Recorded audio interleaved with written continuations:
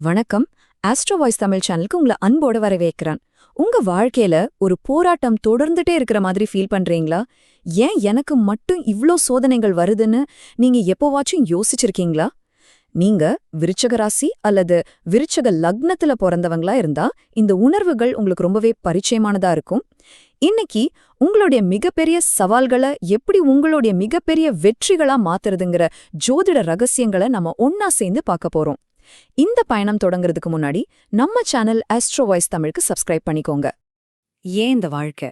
இந்த ஒரு கேள்வி இதுல தாங்க விருச்சிக ராசியோட மொத்த ஆன்மாவே அடங்கியிருக்கு. இது ஏதோ பலவீனத்தோட அறிகுறி கிடையாதுங்க.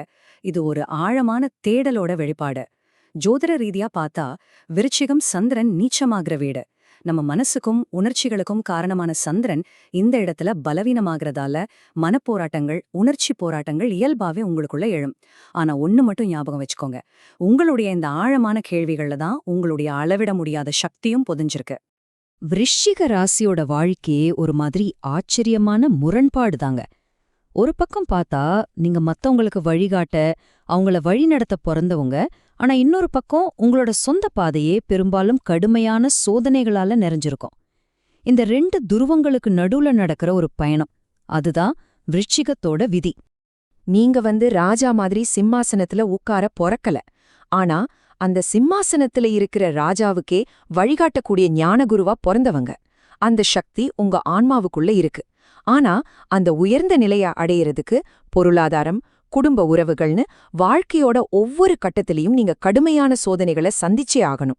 ஒவ்வொரு அடியும் உங்களை உடைக்கிறதுக்காக இல்ல, உங்களை ஒரு வைரமா செதுக்கிறதுக்காகத்தானு மட்டும் எப்பவும் ஞாபகத்துல வச்சுக்கோங்க. சரி, ஏன் ஏன் இப்படி ஒரு விதி? மத்த ராசிக்கு இல்லாத கஷ்டம் ஏன் விருச்சிகத்துக்கு மட்டும் இவ்ளோ பாடங்களை பிரபஞ்சம் கத்துக் கொடுக்குது? இதுக்கு பின்னாடி இருக்கிற ஆழமான ஜோதிட காரணத்தை நாம இப்ப பார்க்கலாம். இதுக்கு ஜோதிடத்துல பால் அப்படின்னு ஒரு ஆழமான வார்த்தை இருக்கு. இத கேட்டதும் இது ஏதோ சாபம்னு நினைச்சு பயப்படாதீங்க. இது பிரபஞ்சம் நமக்கு கத்துக் கொடுக்கற ஒரு பாடம். ஒரு பாவம், அதாவது ஒரு வீடு, அதோட முழுமையான ஆசீர்வாதங்களை நமக்கு கொடுக்கறதுக்கு முன்னாடி அது சம்பந்தமா பெரிய சோதனைகளையும் பாடங்களையும் நமக்கு கொடுக்கும். ஜோதிட விதிகள் படி பார்த்தா குருவோட வீடுகளான தனுசு, மீனம், இது ரெண்டும் எந்த ராசிக்கு எந்த பாவமா வருதோ அந்த பாவம் வழியா அவங்க பெரிய சோதனைகளை சந்திச்சதுக்கு அப்புறம்தான் உச்சக்கட்ட பாக்கியத்தை அடைவாங்க. விருச்சிக ராசிக்கு இந்த விதி ரொம்ப துல்லியமா பொருந்துதுங்க. உங்களுக்கு, அதாவது விருச்சிக ராசிக்கு 2ஆம் வீடு தனுசு, 5ஆம் வீடு மீனம், இந்த ரெண்டுமே குருவோட வீடுகள். இப்ப பாருங்க, 2ஆம் வீடுனா என்ன? நம்மளோட வருமானம், குடும்பம், வாக்கு.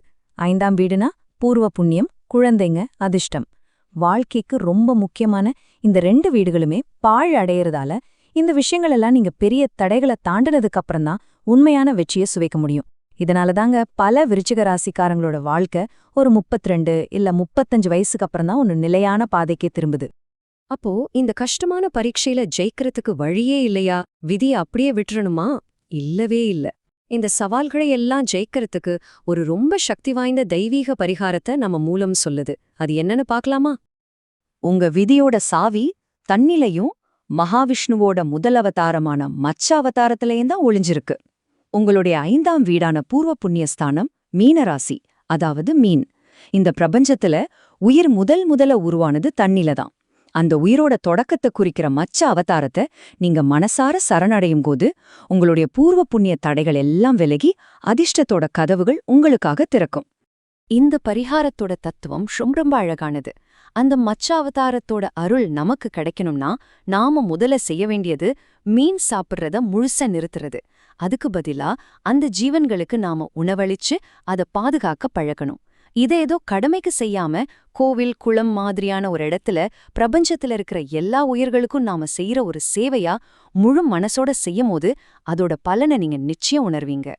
இந்த பரிகாரத்தோட சக்திய நம்ம கிட்ட இந்த விஷயத்த சொன்னவரே அவரோட சொந்த அனுபவத்துல இருந்து சொல்றாரு. ஒரு பழைய சிவன் கோவில் குளத்துல அவர் மீன்களுக்கு பொறி போடும்போது ஒரு பெரிய தங்க நிற மீன் மேல அந்த பொறி எடுத்துட்டு போச்சான்.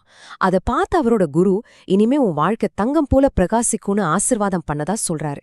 பாருங்க, இது வெறும் நம்பிக்கை இல்ல, வாழ்க்கையே மாத்தின ஒரு நிஜமான அனுபவம். இந்த ரெண்டுக்கும் இருக்கிற வித்தியாசத்தை நாம சரியா புரிஞ்சுக்கணும்.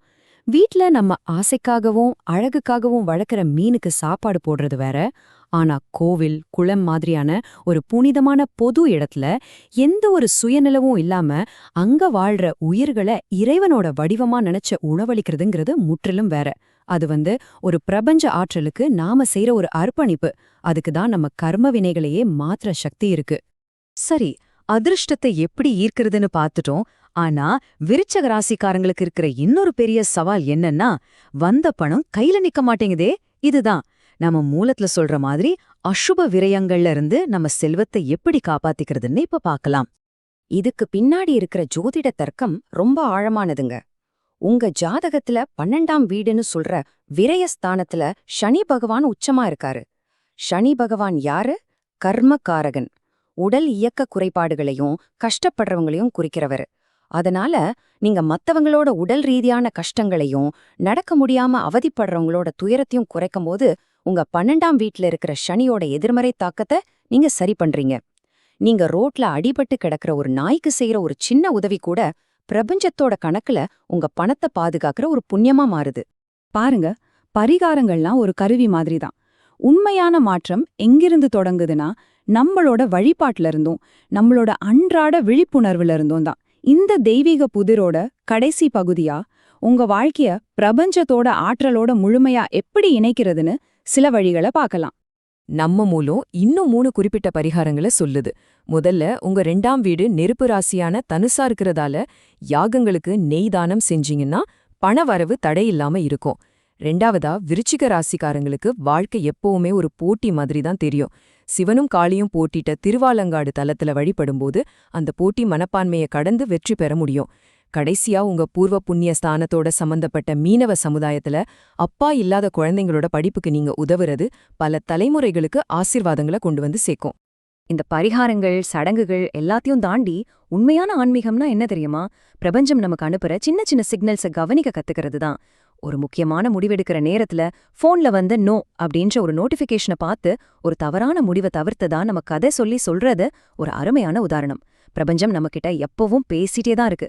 ஒரு பாட்டோட வரி மூலமா, ஒரு குழந்தையோட சொல் மூலமா, ஏன் ஒரு எதிர்பாராத சந்திப்பு மூலமா கூட. நாம் அதை கவனிக்க தயாரா இருக்குமாங்கிறது தான் கேள்வி. இந்த பதிவை நம்ம நிறைவு செய்யும் போது நீங்க எடுத்துக்க வேண்டிய கடைசி பாடம் என்னன்னா, இது வெறும் பரிகாரம் இல்ல, இது ஒரு புதுவிதமான பார்வை. பிரபஞ்சம் இப்போ உங்களுக்கு என்ன அறிகுறிகளை காட்டிட்டு இருக்கு? நீங்க எந்த செய்திகளை கவனிக்காம விட்டுட்டு இருக்கீங்க? சும்மா அமைதியா கவனிச்சா கூட எவ்வளவோ கத்துக்கலாம் இல்லையா? உங்க உண்மையான சக்தி பரிகாரங்கள்ல இல்ல, அந்த பரிகாரங்கள் மூலமா நீங்க அடையிற விழிப்புணர்வுல தான் இருக்கு.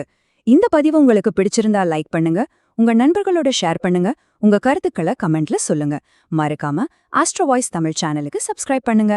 நன்றி, வணக்கம்.